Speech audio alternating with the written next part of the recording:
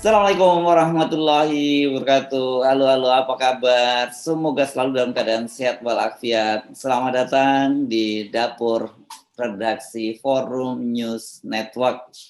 Ya, dan seperti biasa, kami akan mengajak Anda untuk ngobrol-ngobrol, membaca berita di balik berita dalam program Off the Record. Jadi memang di berita itu kita mesti selalu, kalau di Off the Record kita memberikan konteksnya, tidak hanya sekedar ada berita seperti ini, apa sih maksudnya, apa permainan di belakang berita itu. Nah, itu yang kita ajak Anda untuk ngobrol ini. Dan seperti biasa bersama saya, Herz Budong Arif. Dan saya Agi Beta, senang sekali kembali menjumpai Anda, Mas Hersu.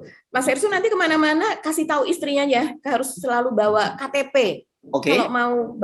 Kalau mau beli minyak goreng curah. Oke.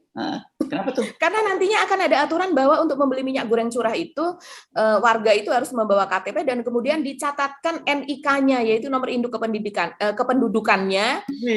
Ya seperti macam-macam aplikasi Peduli Lindungi gitulah gitu, untuk melihat atau mendeteksi warga ini sudah membeli berapa begitu. Karena maksimal nanti akan dibatasi hanya 2 liter per NIK atau per KTP tersebut. Ya, ini saya kira pasti efek dari ditugaskannya Pak Luhut oleh Pak Jokowi untuk mengatasi harga minyak goreng curah ya. Gila ini nanti apa nggak lebih mahal aplikasinya ya daripada harga minyak goreng curahnya ya Mbak ya. Biasanya kan begitu ya. Kita kayak kemarin kartu prakerja kemarin yang udah rame juga dia kan disebutkan gitu ya, banyak sekali salah sasaran itu. Ternyata lebih banyak yang dapat duitnya yang punya aplikasi kartu prakerjanya daripada mereka-mereka yang menggunakan aplikasi prakerja. Nah, ini apa namanya kalau Peduli Lindungi ini? Kalau untuk kemarin COVID namanya Peduli Lindungi, tapi kalau minyak goreng ini apa ya nama kartunya Mbak ya? Kartu murah dan melimpah. Ya? Kartu murah dan melimpah gitu mungkin ya. Tapi katanya ada program minyak rakyat begitu ya istilahnya, minyak goreng untuk rakyat gitu. Kalau yang lainnya kan itu adalah minyak kemasan gitu ya, yang artinya memang pemasarannya sudah pemerintah relatif tidak campur tangan gitu ya. Tapi kalau yang ini kan masih mengandung subsidi begitu, yaitu maksimal harus 14% begitu.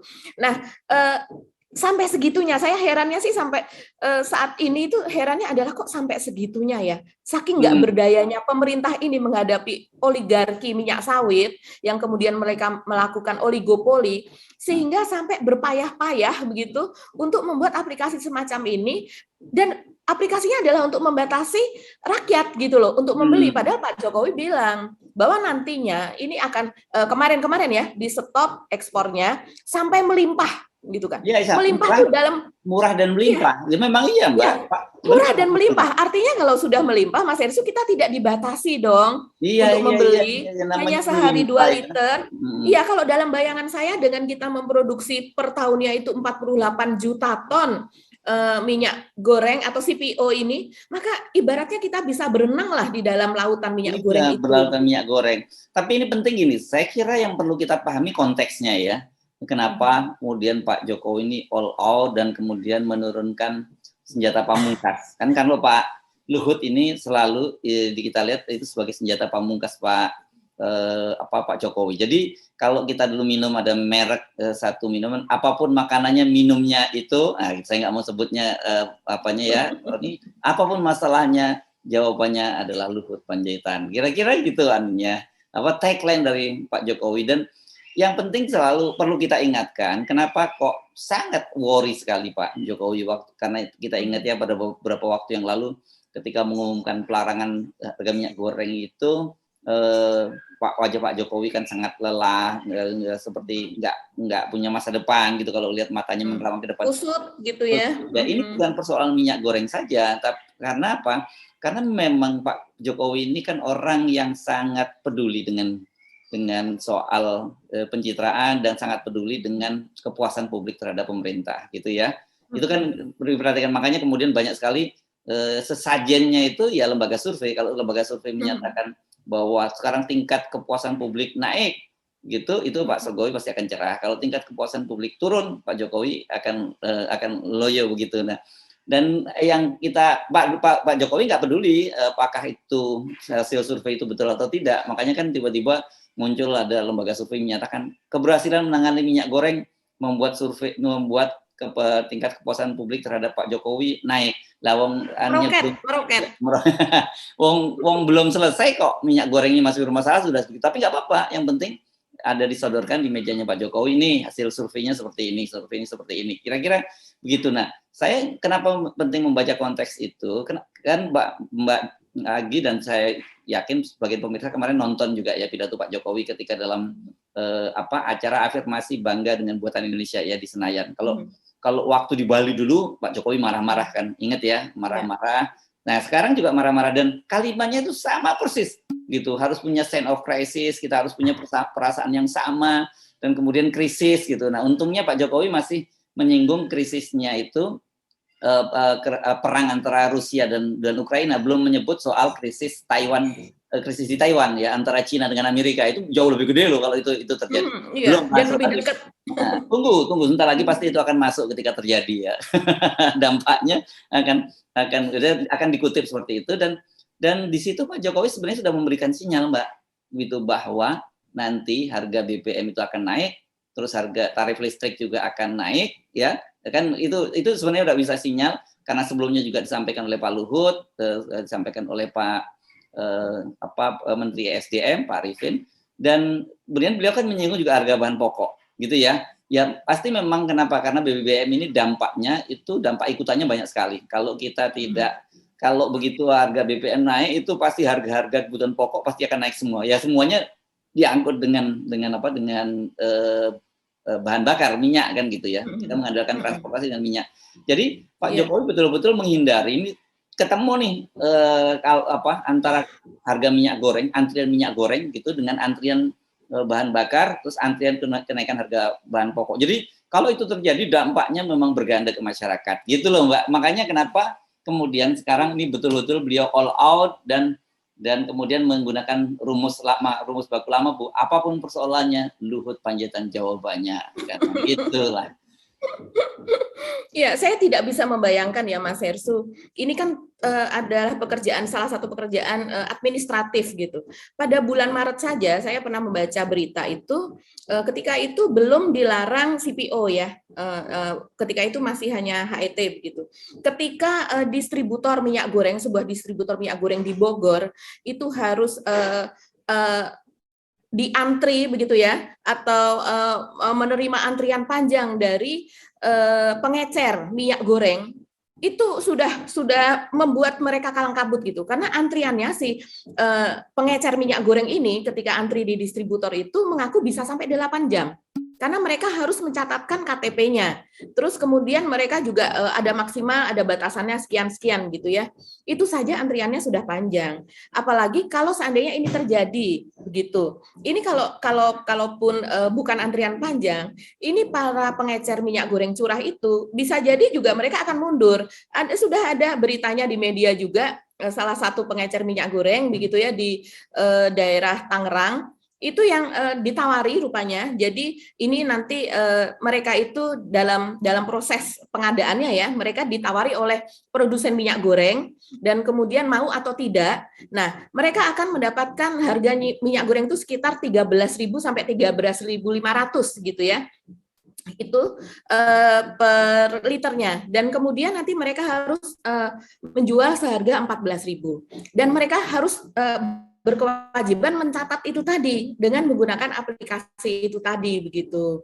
Nah, artinya mereka selain menjual juga melakukan pekerjaan administrasi di situ. Dan ternyata setelah tadinya dia mendaftar, akhirnya dia mundur begitu. Itu saya membaca itu saya tergeli-geli sendiri begitu ya. Bayangkan orang yang menjual minyak goreng itu kalau di toko kelontong dia bisa ada ratusan item yang dia jual begitu. Tidak hanya sekedar minyak goreng saja begitu.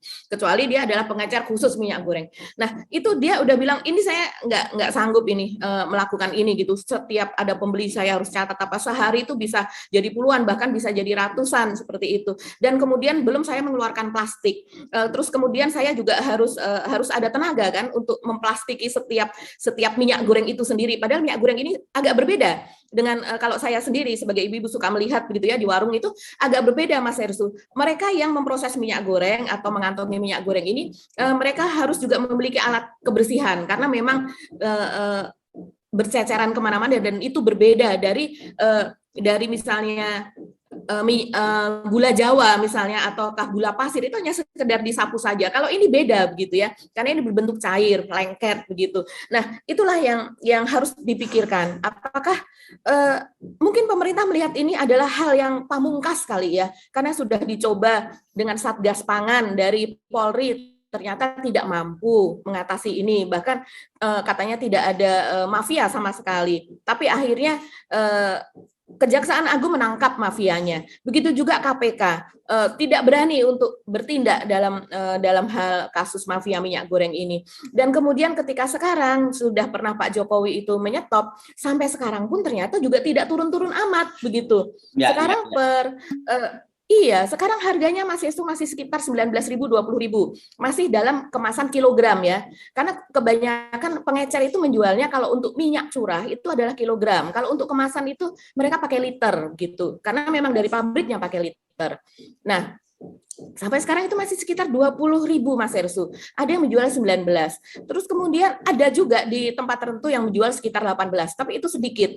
Nah, dengan cara-cara seperti itu saja itu yang selama ini dilakukan itu sudah sulit turun gitu. Makanya jadi minyak goreng ini dianggap oleh pemerintah itu menyerang rakyat itu bagaikan pandemi. Kalau saya melihat skalanya jadi seperti itu Mas Ersu, sampai dibuatkan aplikasi tersendiri begitu. Nah, apakah ini efektif atau tidak, saya nggak ngerti ya, nanti kita akan melihatnya. Tapi yang jelas nih, kalau kita secara sederhana melihatnya, ini kan masalah oligarki, penanganan oligarki. Dan memang kita tahu, kalau tadi Mas Herusu mengatakan bahwa Pak Jokowi begitu terlihat harus Pak Luhut yang menangani. Ini kan memperlihatkan Pak Jokowi agak panik begitu ya, apa-apa harus Pak Luhut begitu.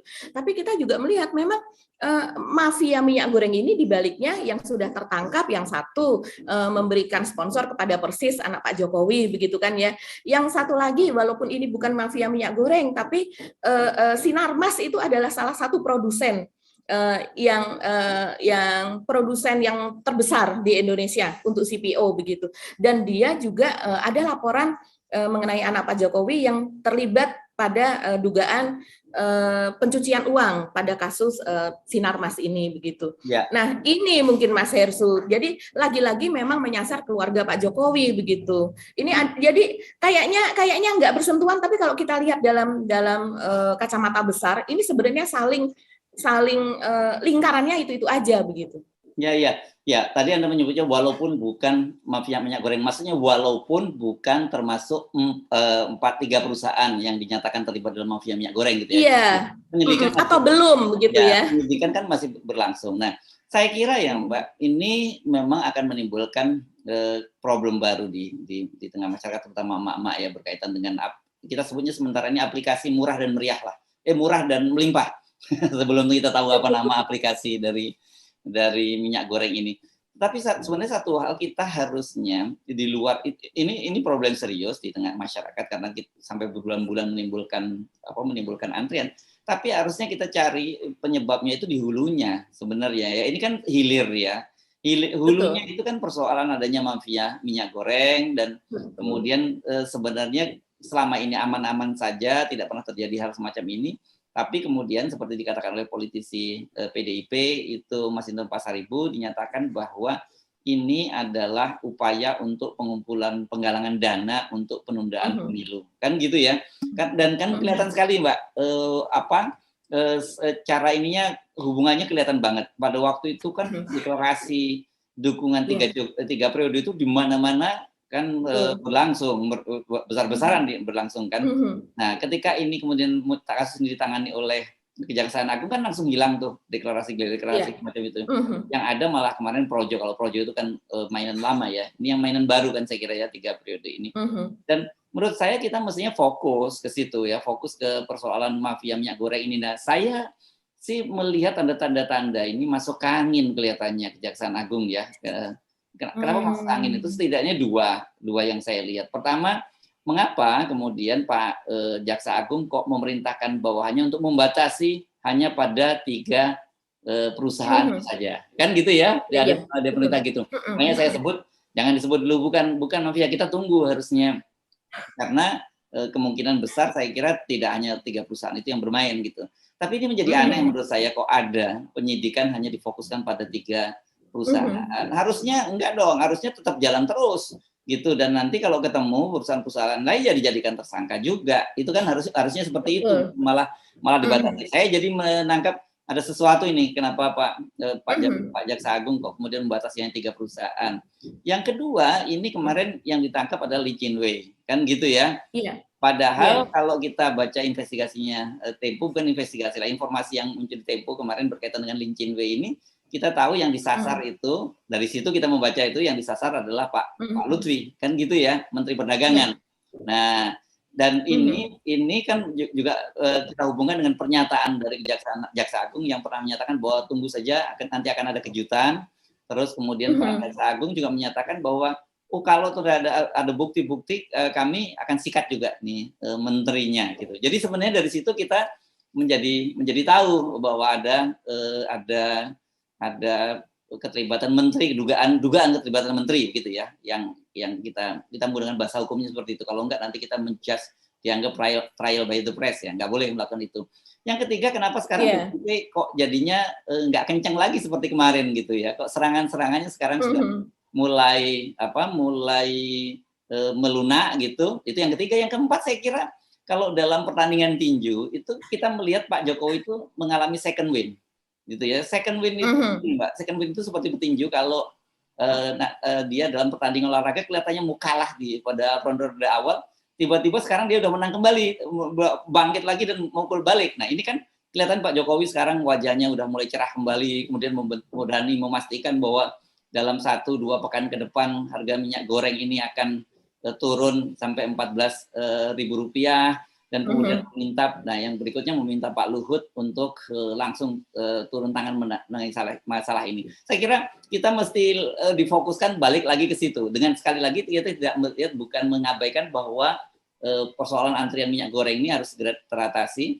Tapi sebenarnya kan ini semua apa yang terjadi pada masyarakat itu kan hilir kan ya, dampak dari apa yang terjadi di hulu. Kira-kira gitu Mbak sih konstruksinya, Mbak. Iya Mas Hersu. Jadi ini memang lingkarannya adalah seperti itu ya.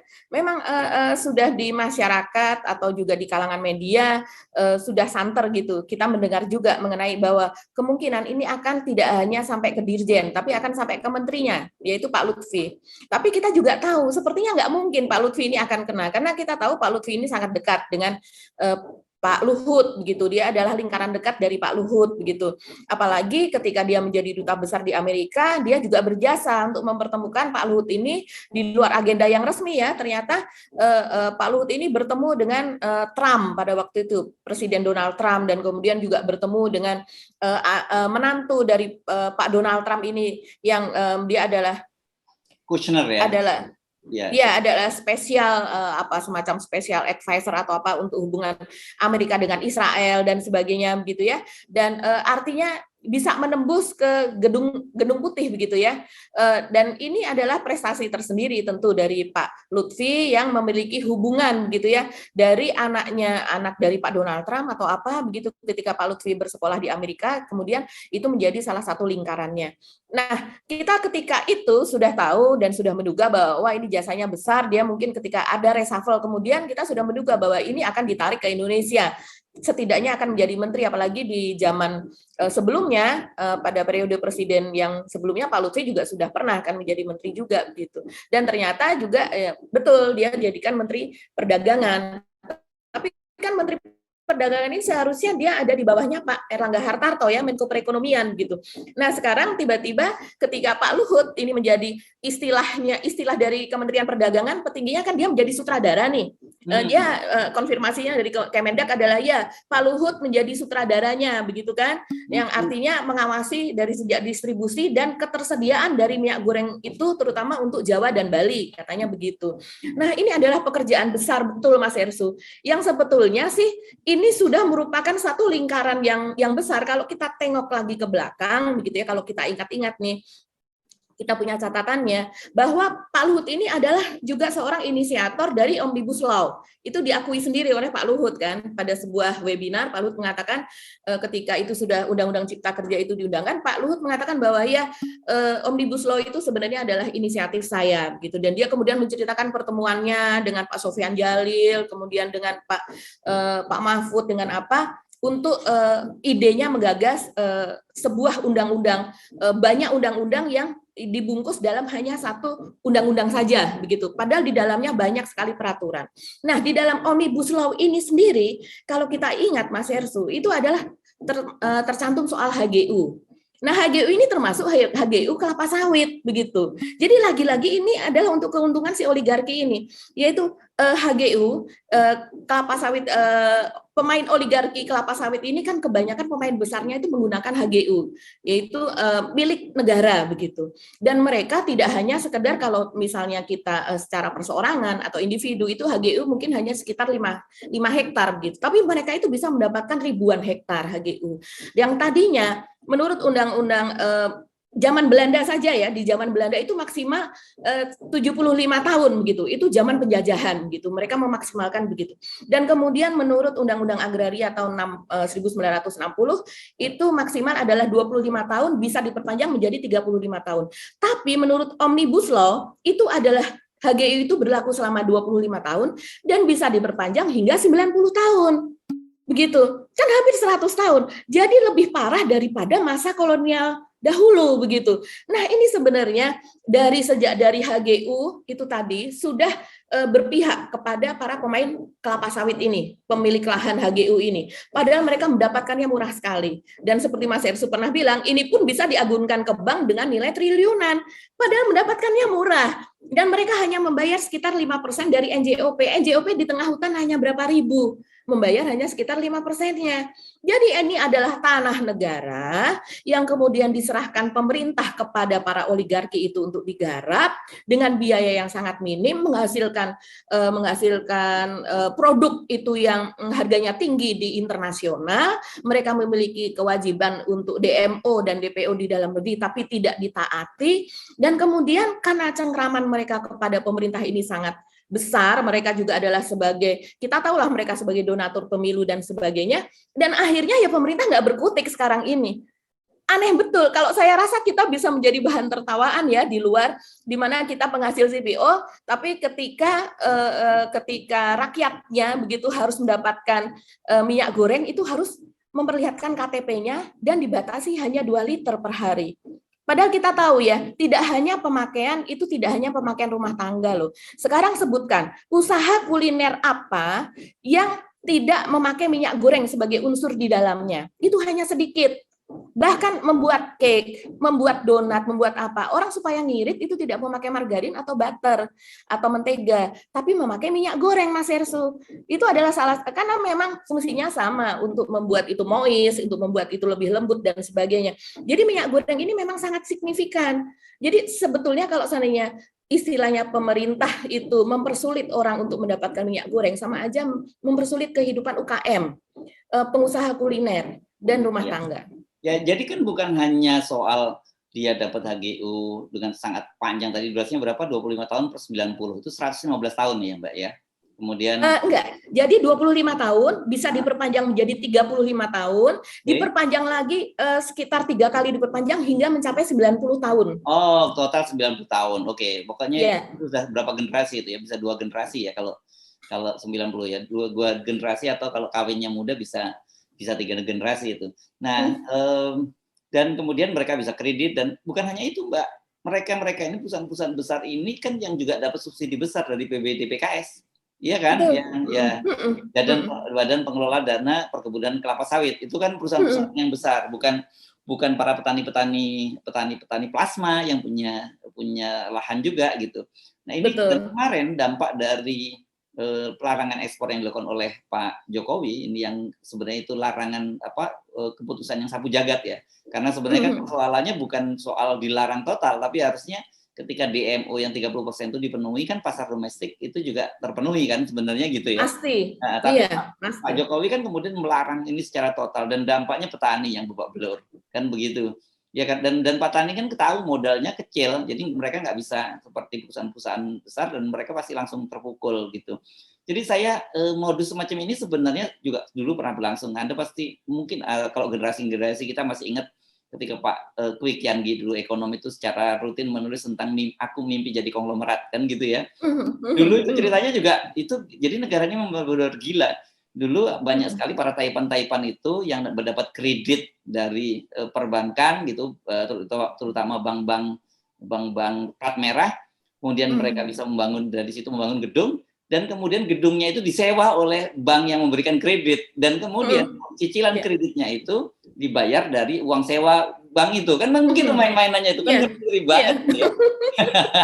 Ini dan kemudian setelah pensiun itu direktur utama perusahaan itu kemudian jadi komisaris di perusahaan di perusahaan Taipan yang memberikan utang kredit kepada dia. Ini benar-benar negara kita ini benar-benar mentalitasnya. Makanya saya sepakat dengan Bung Rocky, jangan ngomong elektabilitas, kita ngomongin etikabilitas. Itu paling betul, udah nggak bermoral, nggak beretika memang negara ini sekarang. Iya. Kita misalnya bandingkan ya dengan produksi minyak kelapa atau produksi CPO kita per tahun. Itu tahun 2021 adalah sekitar 48 juta ton, bayangkan. Itu rata-rata artinya per bulan adalah sekitar 4 juta ton, Mas Hersu. Sementara kebutuhan nasional hanya sekitar 195.000. Itu sudah dibulatkan ke atas, seharusnya 194.000 sekian.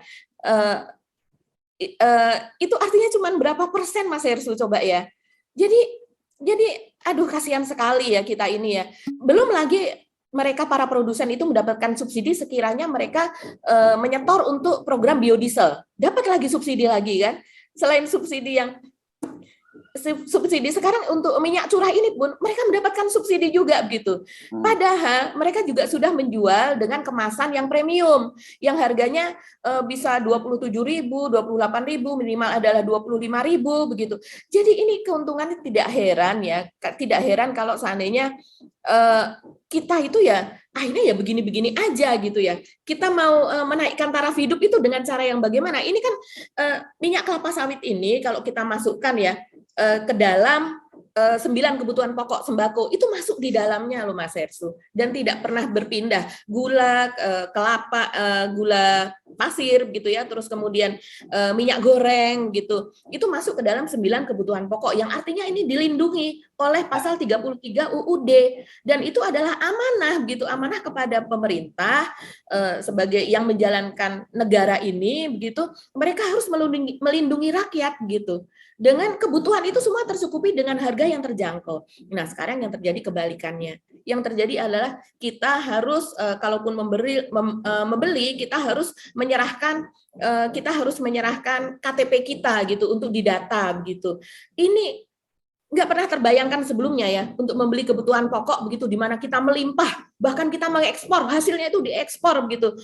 Belum lama tertangkap itu yang mau ekspor lewat Timor Leste ada berapa kontainer begitu kan tertangkap. Kok bisa tega-teganya di sini kekurangan kemudian dipasok keluar di mana lahannya itu hampir-hampir gratis dapatnya kemudian dapat subsidi aneka subsidi pula dari pemerintah tapi tetap menjual keluar dengan harga yang sangat tinggi saat ini sekitar $1.500 per metrik ton begitu kan harganya memang tinggi kalau di luar. Nah ini adalah untuk kekayaan dari si oligarki ini sendiri dan pemerintah tahu siapa pelakunya begitu tinggal istilahnya dalam tanda kurung dipites aja lah gitu ya, diperingatkan dengan sangat keras gitu tapi tidak mampu juga akhirnya Pak Luhut lagi yang harus mengatasi itu begitu. Ya, jadi sekali lagi saya akan mengajak Anda semua, para viewer ini untuk melihat ini persoalan dari hulu gitu ya. Sebenarnya ini kan juga lagi dari hilir, kenapa kok kita punya pemerintahan yang sangat lemah, yang tidak mampu berhadapan dengan oligarki, dan itu kan diakui oleh Pak Lutfi sendiri ya. Ini ya karena gara-gara sistem politik kita sekarang yang biaya politiknya sangat mahal, kemudian mereka ini adalah para taipan-taipan ini beternak penguasa, dan ya mau nggak mau akhirnya penguasa itu menjalankan agenda kepentingan politik dan ekonomi dari para oligarki. Jadi kenapa? Karena itu kita selalu teriak-teriak terus 0%, gugat PT 20% karena sebenarnya mother of evil-nya itu di situ ya. Jadi induk dari setannya itu di situ yang kemudian yang terjadi kerusuhan semacam sekarang ini. Kita mesti mengakhiri perbincangan kita, Mbak Gia. Fokus kita kepada minyak goreng, tapi satu hal, jangan lupa terus dukung 0%. Assalamualaikum warahmatullahi wabarakatuh. Waalaikumsalam warahmatullahi wabarakatuh.